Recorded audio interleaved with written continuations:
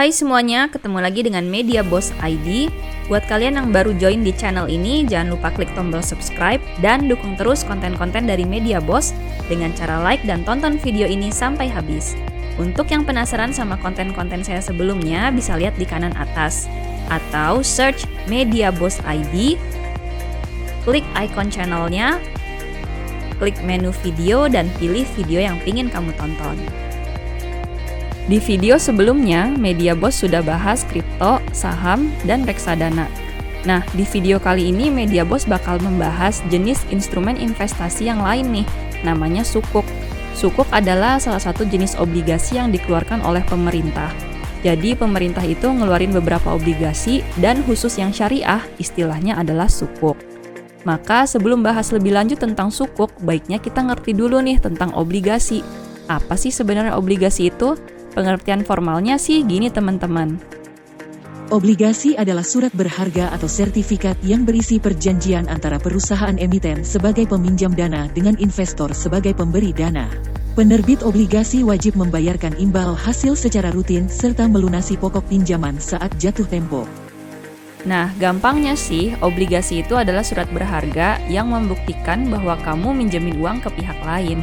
Obligasi itu bisa dikeluarkan oleh pemerintah ataupun perusahaan. Kalau kamu beli obligasi pemerintah, artinya kamu minjemin uang ke pemerintah. Uang kamu akan dipakai untuk berbagai macam pembiayaan pembangunan, misalnya bangun jalan tol, universitas negeri, dan lain-lain.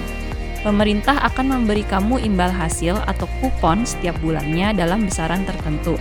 Dan di akhir periode pinjaman atau saat jatuh tempo, pemerintah akan mengembalikan seluruh dana yang kamu pinjamkan itu. Saat ini ada 4 produk obligasi pemerintah yang dijual ke masyarakat, dan sukuk itu termasuk di dalamnya. Yuk kita simak. Berdasarkan prinsip pengelolaannya, obligasi pemerintah dibagi menjadi 2 kategori, yaitu konvensional dan syariah. Obligasi pemerintah yang dikelola secara konvensional dapat disebut sebagai surat utang. Kamu akan menerima bunga secara bulanan dan pokok pinjamannya akan dibayarkan pemerintah di akhir periode. Nah, kalau yang prinsip pengelolaannya secara syariah nih, artinya dana yang kamu berikan akan dicatatkan sebagai penyertaan terhadap aset negara. Sertifikat yang kamu dapat saat membeli obligasi syariah disebut sebagai surat berharga syariah negara atau SBSN. Masyarakat yang membeli produk obligasi syariah memiliki kepemilikan aset berwujud yang akan disewakan kepada pemerintah. Pemerintah akan membayar uang sewa atau ujrah sebagai imbal hasil rutin bagi para investor. Perhitungan ujrah tadi juga sudah berdasarkan prinsip syariah Islam yang tidak mengandung unsur riba. Obligasi pemerintah konvensional ada 2, ORI dan SBR. Dan yang syariah juga ada 2 nih teman-teman, sukuk retail dan sukuk tabungan. Kemudian ada lagi nih klasifikasi obligasi pemerintah berdasarkan imbal hasil atau kupon yang dibayarkan secara bulanan. Ada yang rate-nya atau persentasenya adalah tetap, fixed rate, dan ada yang persentase imbal hasilnya floating with floor atau floating rate. Fixed rate artinya besaran imbal hasil akan segitu-gitu aja dari awal investasi hingga jatuh tempo. Misalnya, kuponnya 5,1% per tahun dan periode jatuh tempo obligasi tersebut adalah 3 tahun. Artinya dari tahun pertama sampai tahun ketiga, nilai kupon atau imbal hasil tetap 5,1%. Kalau floating rate, persentase kuponnya bisa berubah sesuai dengan perubahan tingkat suku bunga acuan Bank Indonesia. Floating rate itu terdiri dari suku bunga acuan BI plus spread rate tetap. Simulasinya gini teman-teman. Misalnya, sukuk tabungan seri ST006 diperdagangkan dengan kupon minimal 6,75% per tahun, di mana 5% adalah suku bunga acuan BI yang dipakai sebagai suku bunga minimal, plus spread rate tetap yang dipakai adalah 1,75%. Jadi, misal kamu udah beli nih ST006, tiba-tiba suku bunga BI turun di bawah 5%, jadi 4,5%. Nah, karena imbal hasil ST006 adalah floating with floor, maka kupon kamu nggak akan jadi 6,25%, tapi tetap 6,75%. Terus kalau misalnya suku bunga BI naik jadi 5,5% gimana? Imbal hasil kamu akan naik juga, jadi 7,25%. Jadi dengan kupon floating rate, besaran kupon kamu bisa naik, tapi nggak akan turun. Dari sini teman-teman udah bisa lihat kan sukuk itu apa? Yap, sukuk merupakan produk investasi berupa obligasi yang sifatnya syariah. Dan kalau teman-teman ingin punya portofolio investasi yang sesuai prinsip Islam, sukuk ini produk yang tepat nih. Terus berdasarkan imbal hasilnya, ada 2 jenis pilihan sukuk. Untuk yang kupon fixed rate, bisa beli seri sukuk yang judulnya SR.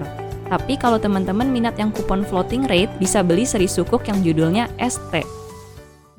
Dari segi resiko, produk-produk obligasi pemerintah termasuk sukuk merupakan salah satu instrumen investasi yang cocok untuk investor dengan profil konservatif hingga moderat, yaitu mereka yang ingin mendapatkan keuntungan atau imbal hasil secara stabil dengan resiko turunnya nilai investasi adalah rendah.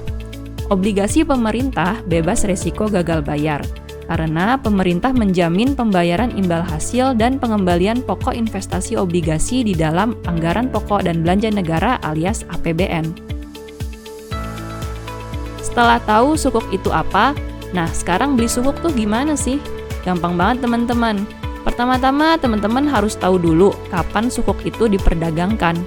Teman-teman bisa googling aja dengan keyword misalnya nih, jadwal penerbitan obligasi pemerintah 2021. Lalu, klik hasil search yang muncul. Di sini saya klik artikel dari media nasional.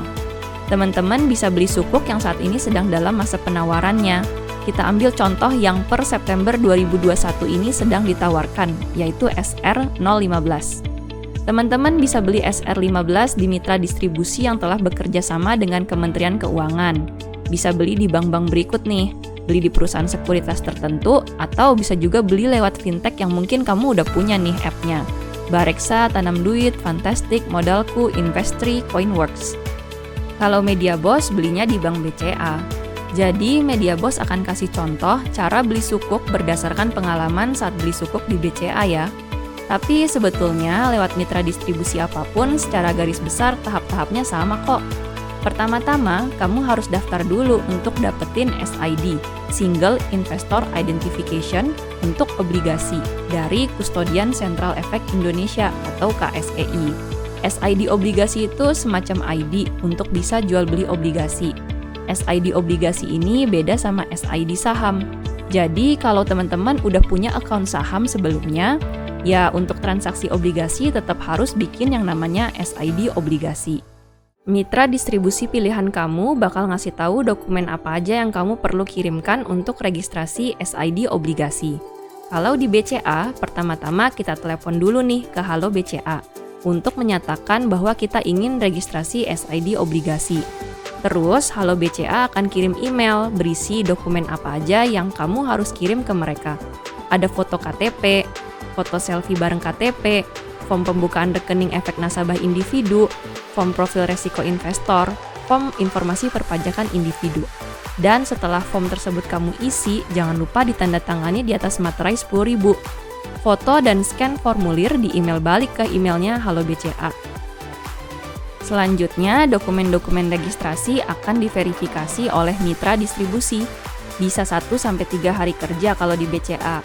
Nah, di antara 1-3 hari kerja tersebut, dari pihak BCA juga akan telepon untuk melakukan pengecekan data dan mengkonfirmasi lagi nih bahwa beneran kita itu mengajukan pendaftaran untuk SID obligasi. Begitu registrasi SID obligasi disetujui, kamu akan mendapatkan nomor SID obligasimu dan sudah bisa untuk membeli obligasi lewat mitra distribusi pilihanmu tadi. Untuk BCA, transaksi obligasi dilakukan di app khusus dari BCA, namanya Welma. Di menu obligasi, pilih pasar perdana, dan nanti akan terlihat tuh produk obligasi yang saat ini sedang ditawarkan. Teman-teman, yuk kita hitung-hitungan dikit nih keuntungannya beli sukuk tuh berapa sih? Kita pakai sukuk yang per September 2021 ini lagi ditawarkan ya, yaitu SR15. Kuponnya adalah fixed rate 5,1% dan imbal hasil dibayarkan di tanggal 10 tiap bulannya. Karena imbal hasil dari sukuk tersebut termasuk dalam capital gain atau keuntungan investasi, maka akan dikenakan pajak sebesar 15%. Setelah 3 kali mendapat imbal hasil, SR15 dapat dijual di pasar sekunder. Oke, misalkan kamu punya uang 300 juta. Maka keuntungan kamu setahun dari SR15 adalah 300 juta kali 5,1%, 15,3 juta. Keuntungan bersih setelah dipotong pajak 15% adalah 13 juta 5.000 rupiah. Per bulannya, kamu akan dapat 13 juta 5.000 rupiah dibagi 12, yaitu 1 juta 83.750. Lumayan teman-teman, walau secara besaran itu nggak bombastis, tapi tanpa kamu liatin tiap hari, kamu pasti akan dapat duit tambahan. Tentunya makin besar dana yang kamu belikan untuk obligasi, makin besar juga imbal hasilnya. Terus setelah 3 kali dapat imbal hasil nih, SR15 bisa dijual lagi di pasar sekunder. Istilahnya, SR15 yang kamu punya sekarang bisa dilepas, dijual lagi ke orang lain. Potensi keuntungan yang kamu dapat adalah dari selisih antara harga jual SR15 kamu ke orang lain dengan harga pas kamu beli SR15 di pasar perdana. Misalnya, permintaan terhadap SR15 di pasar sekunder tuh tinggi, sehingga harga jual SR15 yang berlaku di pasar sekunder adalah 102%. Harga pas kamu beli SR15 di pasar perdana itu dianggap level 100%-nya. Maka ada keuntungan 2% kalau kamu jual SR15 di pasar sekunder. 300 juta kali 2% sama dengan 6 juta. Total uang yang kamu terima setelah menjual seluruh SR15 kamu di pasar sekunder adalah 306 juta.